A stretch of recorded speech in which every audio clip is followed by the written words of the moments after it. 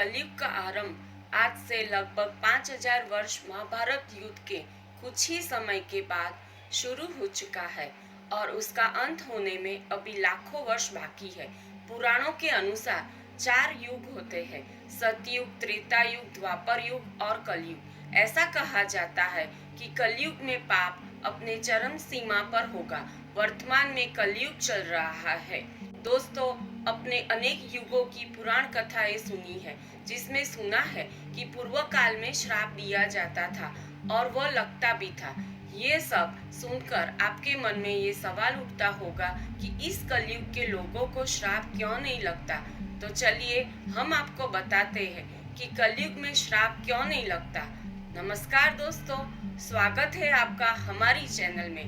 पूर्व काल में सतयुग में तपस्वी ऋषि मुनियों के पास अपार शक्ति थी और जिसका वह कभी भी दुरुपयोग नहीं करते थे, क्योंकि उन्हें पता था किसी को वह श्राप दे दे तो उसे भुगतना पड़ेगा। किंतु उस समय श्राप का असर इतना प्रभावी और तीव्र होता था कि देते ही श्राप की असर शुरू हो जाती थी।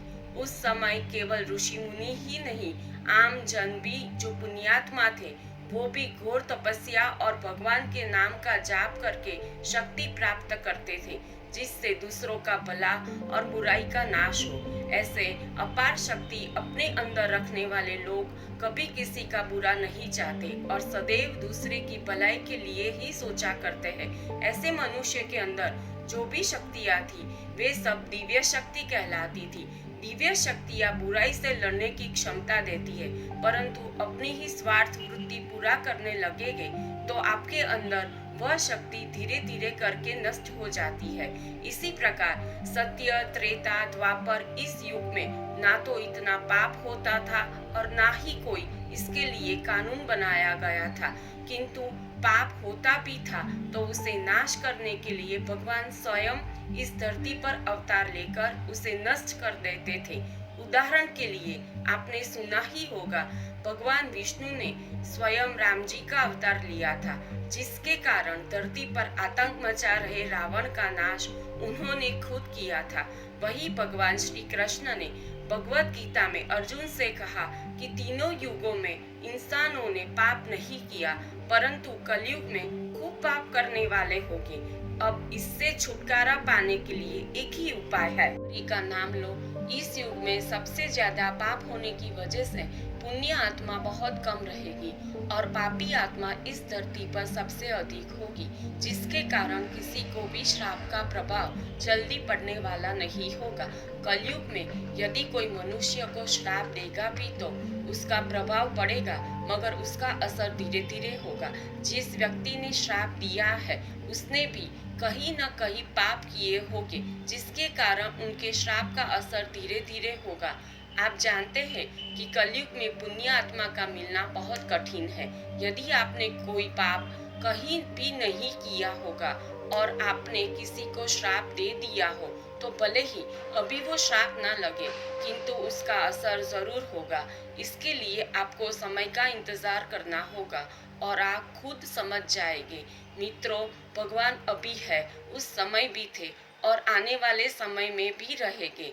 हमें केवल उस परमात्मा पर भरोसा रखना है। जो व्यक्ति ईश्वर के प्रति भरोसा रखते हैं उन व्यक्तियों पर ईश्वर हमेशा नजर बनाए रखते हैं। जिस तरह सच्चे मनुष्य का आशीर्वाद फलता है, ठीक उसके विपरीत झूठे व्यक्ति यदि कोई व्यक्ति को श्राप देता है तो उसके लिए वह नहीं फलता। दोस्तों, अधर्म की जीत कभी नहीं हुई है, चाहे भूतकाल, वर्तमान या भविष्य काल हो। यदि आप अधर्म का साथ दे रहे हैं तो आप पाप के भागीदार बन जाते हैं, परंतु यदि आप धर्म के मार्ग पर रहेंगे तो आप अधर्म को श्राप देकर दंडित अवश्य कर सकते हैं। सबसे बड़ी भूल तो वो लोग करते हैं जो श्राप में विश्वास नहीं रखते हैं। यदि आप आशीर्वाद के विषय में विश्वास करते हैं तो आपके श्राप के विषय में भी विश्वास करना चाहिए। तो मित्रों, आपने जाना कि कलयुग में श्राप क्यों नहीं लगता, लेकिन क्या आपने ये जाना है कि महाभारत में भी सैकड़ों श्राप दिए गए, लेकिन उनमें से कुछ ऐसे भी है जिनका प्रभाव आज कलयुग के मनुष्य भुगत रहे हैं। चलिए आपको उन श्रापों के बारे में बताते हैं। युधिष्ठिर ने नारी जाति का दिया श्राप। महाभारत के शांति पर्व के अनुसार कर्ण की मौत के बाद जब कुंती उसके शव के पास रो रही थी, तब पांडवों को लगा उनकी माँ उनके शत्रु की मौत पर ऐसे क्यों अपने भाव प्रकट कर रही है। जिसके बाद कुंती ने पांडवों को बताया कि कर्ण उनका बड़ा बेटा और तुम लोगों का भाई था। अपनी माता के मुख से ऐसी बातें सुनकर पांचों भाई दुखी हो गए। इसके बाद युधिष्ठिर अपनी माता कुंती से बोले, यह बात तो आप हमेशा से ही जानती होगी कि अंगराज कर्ण हमारे बड़े भ्राता थे। तब आपने हम लोगों को क्यों नहीं बताया? आपके मौन के कारण हम सभी को अपने ही भाई का हत्यारा बना दिया।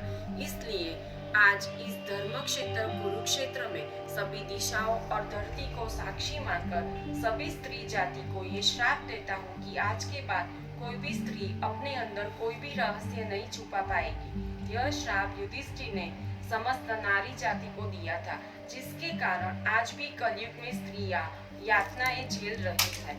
एक दूसरा श्राप श्रृंगी ऋषि ने राजा परीक्षित को दिया। महाभारत की पौराणिक कथा के अनुसार पांडव द्रौपदी के साथ स्वर्गारोहिणी की ओर प्रस्थान करने निकले। जब युधिष्ठिर ने सारा राज्य अभिमन्यु के पुत्र परीक्षित के हाथों में सौंप दिया था, हस्तिनापुर की सारी प्रजा राजा परीक्षित के शासन काल से काफी खुश थी। परंतु एक दिन राजा परीक्षित वन में आखेट खेलने गए। तभी उन्हें वहां अपनी तपस्या में लीन शमीक नामक ऋषि मुनि दिखाई दिए। उन्होंने मौन व्रत धारण कर रखा था, लेकिन परीक्षित इस बात से अनजान थे। उन्होंने कई बार ऋषि शमीक को आवाज लगाई, लेकिन ऋषि ने कोई उत्तर नहीं दिया। यह देखकर राजा को क्रोध आ गया। उन्होंने क्रोध में आकर मुनि के गले में एक मरा हुआ सर्प डाल दिया।